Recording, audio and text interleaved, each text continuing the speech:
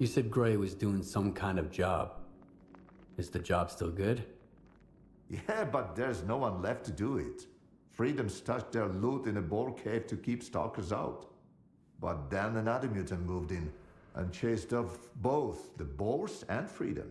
If you can take it out, the reward is yours. But watch out, Freedom's stingy with their money. If they're willing to... I can do it. I'm not gonna try to talk you out of it. I just hope... Like this...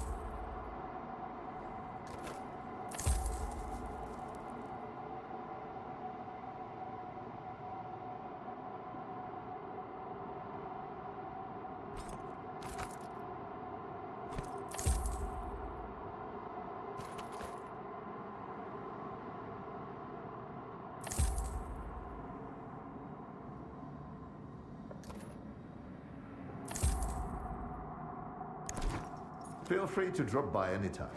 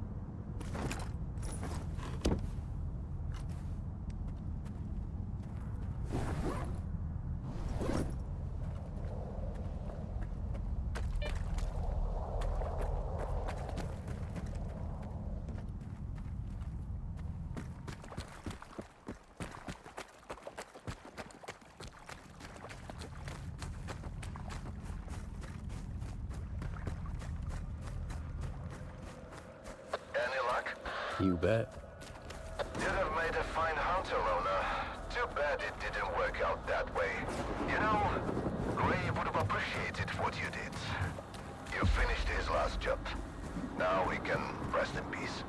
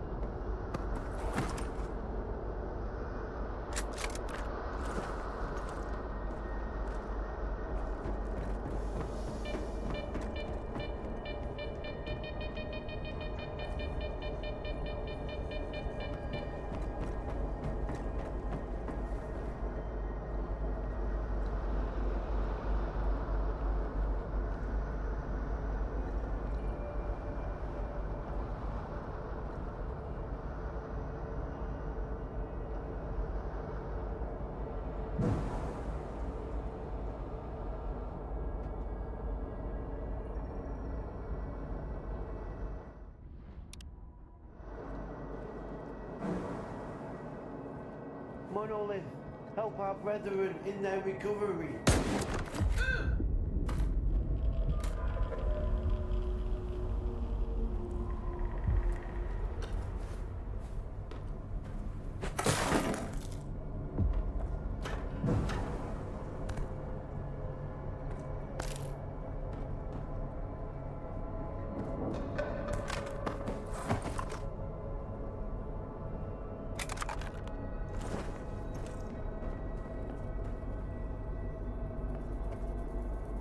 Brothers, I need cover.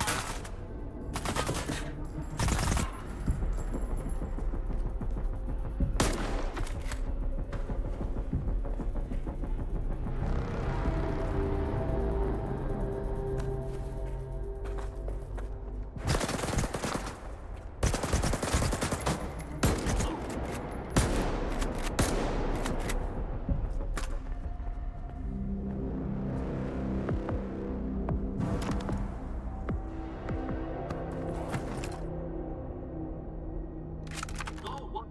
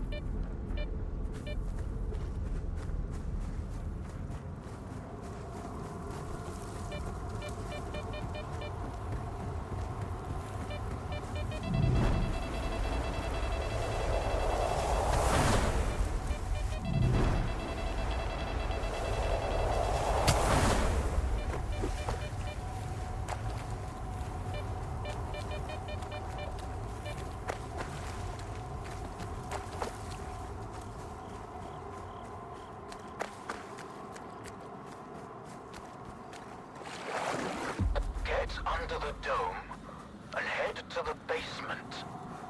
Waiting for you there.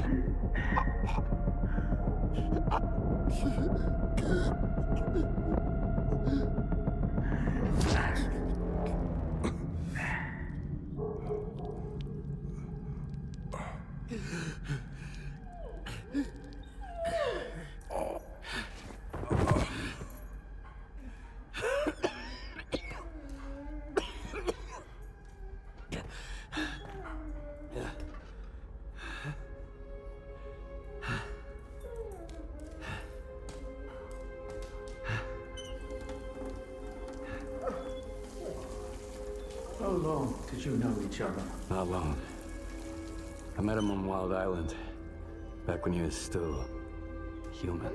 He was someone who had everything taken away from him. His past, his ability to fight back, even his name. We go to great lengths to cover up our mistakes. What do you mean, Doctor? After years of work, a group of scientists managed to tap into the noosphere, the Earth's informational field, an achievement comparable at best to the conquest of space. It was a turning point not just for science, but for the fates of the human race. However, as with all people, each of my colleagues was truly interested in only one person: himself. They began to dream of worldwide fame, of laurels crowning their bald, shiny heads. Naturally, the truth couldn't come out about secret laboratories, brutal experiments, and other such dubious undertakings. It was out of the question. And so, they all got carried away with their dream of a perfect world. You know how the saying goes, great minds think alike, though fools seldom differ. And lo and behold, what do we have decades later? The Zone, in our image, after our likeness. You were there, right? For the Sea Consciousness Project? I was once as deluded as they were. But my doubts soon outweighed their confidence. And so when the experiment took place, one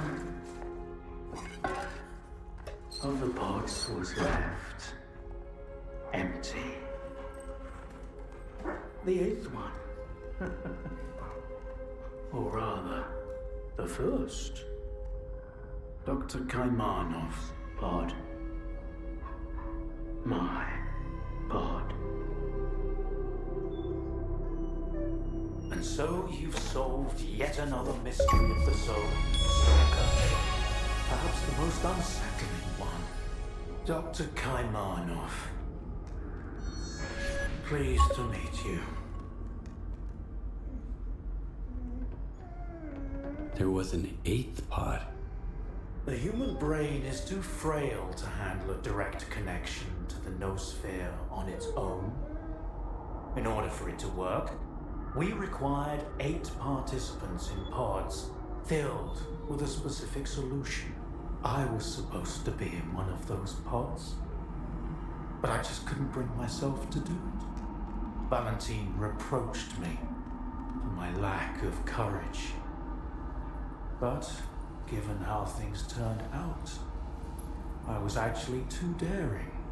In the end, what we got wasn't control over the noosphere, but rather the zone itself.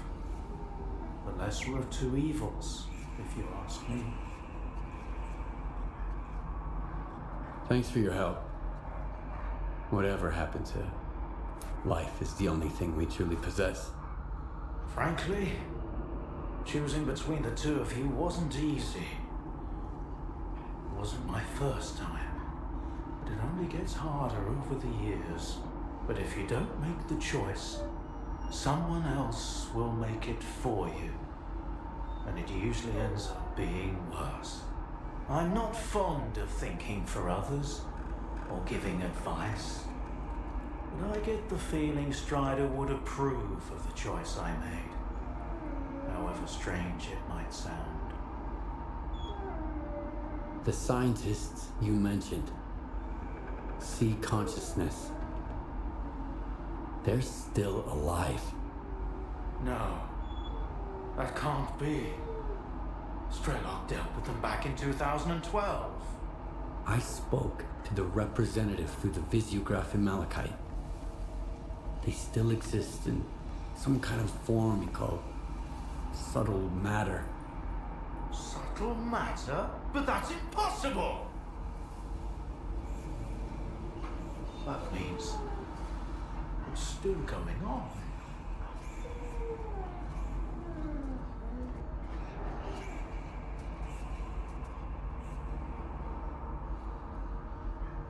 Why did you refuse to get in the pod? Because I've always held on to my belief in humanity. My colleagues, on the other hand, advocated for fixing it through the noosphere, purging it of darkness. How could I consent to such a notion? How could I permit them to rob all of humanity, not just of its ability to act freely, but even to think independently? Everything dark and light about us is a result of our own choices. The Zone was born in a place of tragedy and horrific experiments, but I believe in a different zone. A zone open to everyone. A zone open to everyone? That sounds kind of dangerous. That's because it's the only way you see it. Frightened and caged, born amid evil and violence. What else could the Zone have evolved into? In a place where both humans and nature are nothing more than test subjects. If it had been born into freedom, like Tiger, it might have evolved differently, into a zone of creation, rather than destruction. And then, we might have become different too. We always had the ability to overcome the circumstances. Access to the noosphere would have made us better. even if it meant a rough start. Understanding and forgiving each other is a difficult endeavor. So, you were the one who created the zone? Me? No, certainly not. The zone created itself. I merely facilitated its emergence. Although my colleagues and I had different expectations for the outcome of our experiment. You see these blind dogs? I've been trying to tame them for years, but they were born in a lab where they've known nothing but pain and fear. But Tiger here found me on his own. He just came out of the woods one day and tried to steal a sausage. He was born free and had the freedom to make his own choices, you see. The zone is our collective offspring, but all we've imparted to it is suffering and sorrow. It doesn't know any other way. Maybe we're the same. What do you know about subtle matter? It was a theory developed by Valentine Darlin, the leader of sea consciousness. Apparently, he's now become the image of the representative. Back in the day, he ridiculed my calculations regarding the existence of the noosphere, while I firmly believed that subtle matter was unscientific. In the end, I turned out to be right. But if he was also close to the truth, that changes everything. According to his theory, subtle matter can preserve a reflection of a person's mind, their personality. If you're implying the representative is real, that means they actually succeeded. Before me, S.T.A.L.K.E.R was the only one who'd spoken to the representative. That was back in 2012, before sea consciousness died. S.T.A.L.K.E.R managed to reach the center of the zone and return unscathed. Then S.T.A.L.K.E.R probably knows more about subtle matter than I do, along with the sea technologies that sea consciousness has mastered during their 6 years of frenetic activity. Chances are, he's still researching it to this day.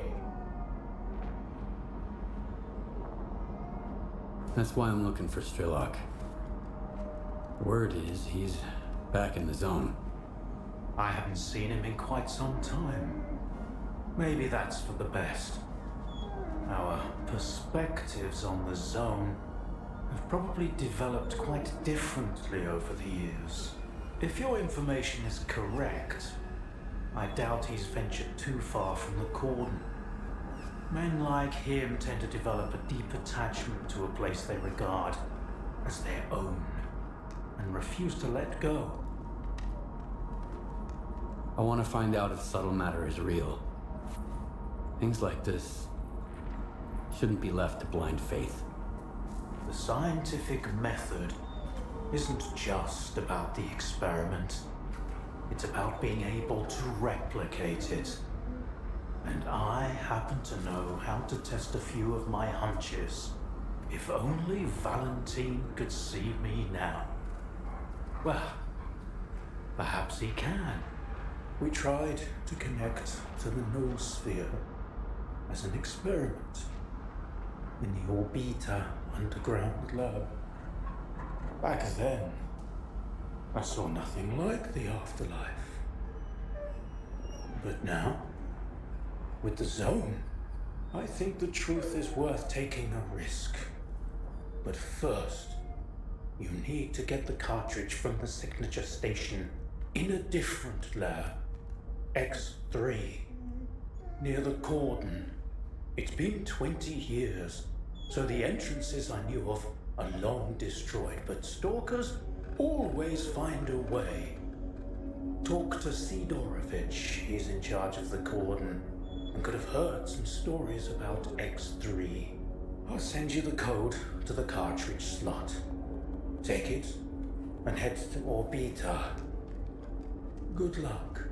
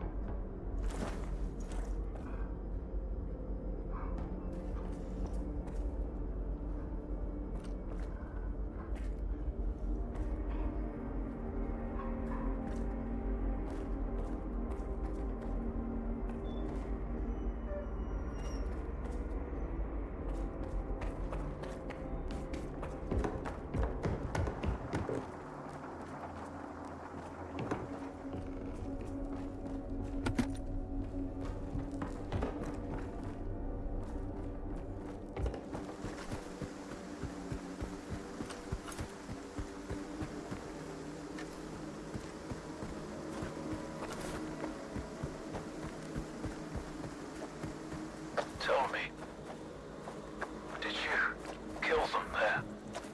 At the hospital? I did what I had to do.